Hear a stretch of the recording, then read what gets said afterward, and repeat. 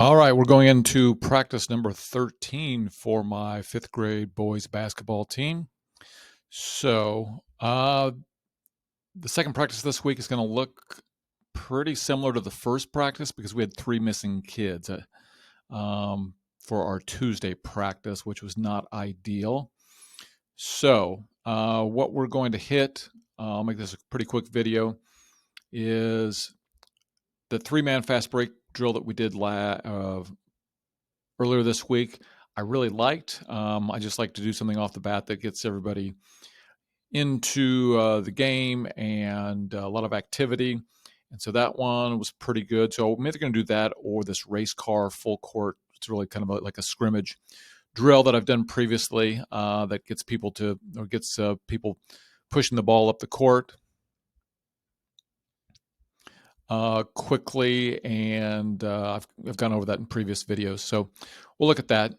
Then we're going to spend a lot of time in defense. So I know the kids aren't going to really enjoy that. So we essentially drop everybody behind the 3-point line,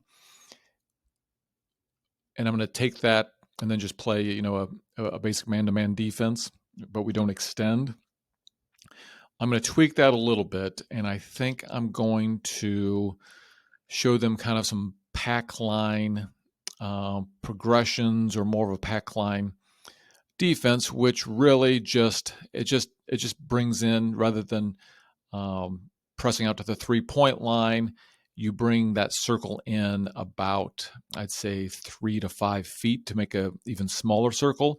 And essentially, if you're not on the ball, if you're not on the ball handler, you have 2 feet within that even smaller circle, and it really concentrates on help side. My big decision point is, whether I'm going to let that on-ball defender extend and harass the ball handler for the other team.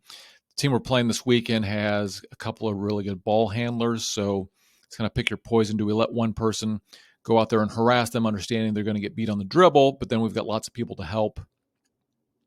So I think I'm going to walk through what that looks like. And my example, even though I hope none of these fifth graders have seen the movie 300, it's about those Greek soldiers, 300 of them, that held off this enormous army, and they form what they call a shield wall.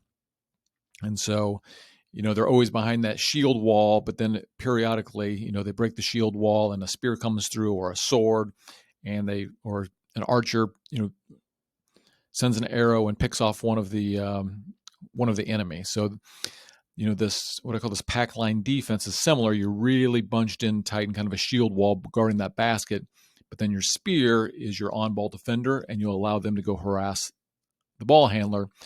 At that point, then it's a lot of, if you're packed in deeper into that circle, when your man gets the ball, you've got to recover quickly. So I got to see whether the kids can handle that or not. So that is, we're going to do, I'm going to show them the base process, what it looks like, and then we will do some kind of incremental build up, and we'll do a one-on-one drill. We're just going one-on-one, and that's essentially allowing that on-ball defender to get some practice, keeping the person from the basket, and then we'll build up to 2-2, 2-on-2, and then 3-on-3, and that'll just be showing them, when they're on the ball, they've got to get out to the ball, and then, when the ball is passed, they're pulling back and dropping back much further than they would normally. Normally, we say if you're one pass away, you're in deny. This is really one step past that and more conservative, more in a help side, almost immediately. So we'll go through that, and then there's something called 4-on-4 or 5-on-5 switch, which practices some of those things. So I found a pretty good resource here on Coach's Clipboard that goes through a progression of drills, and there's quite a bit out there on the pack line defense. So anyways, we will go through that progression, see how that goes.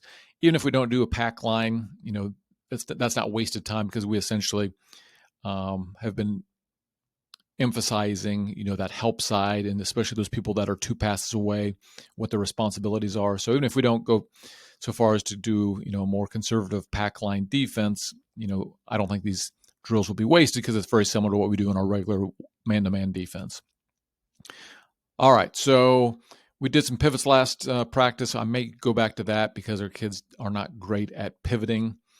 We probably won't go through a full rebounding series. We did that earlier this week, and that went pretty well. We may just do a 3-on-2 drill to get the other 2 kids up to speed.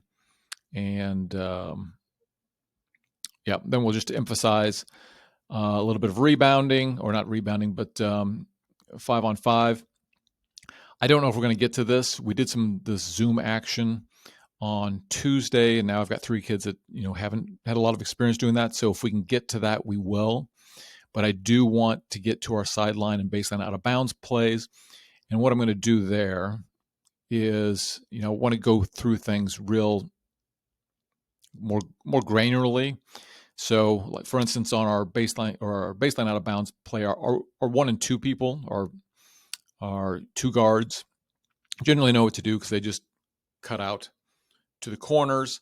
It's our 4 and 5 man that are setting a screen and then going to the basket. They get a little confused. So I may just bring them back separately to have them go through it with no defense and just those 2.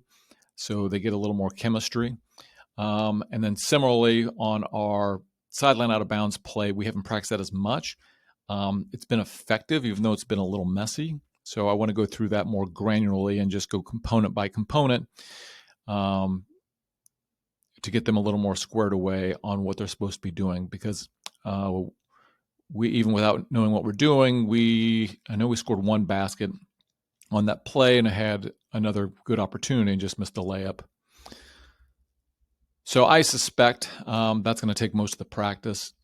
I would love to get to a press and press break. I don't know that we're going to get there, but that's, again, my big thing is really teaching some of these pack line principles and really concentrating on, what the help side people are supposed to do. Once somebody gets past the primary defender on a dribble or a pass. So that is it. We'll leave it there for today. We'll talk to y'all later.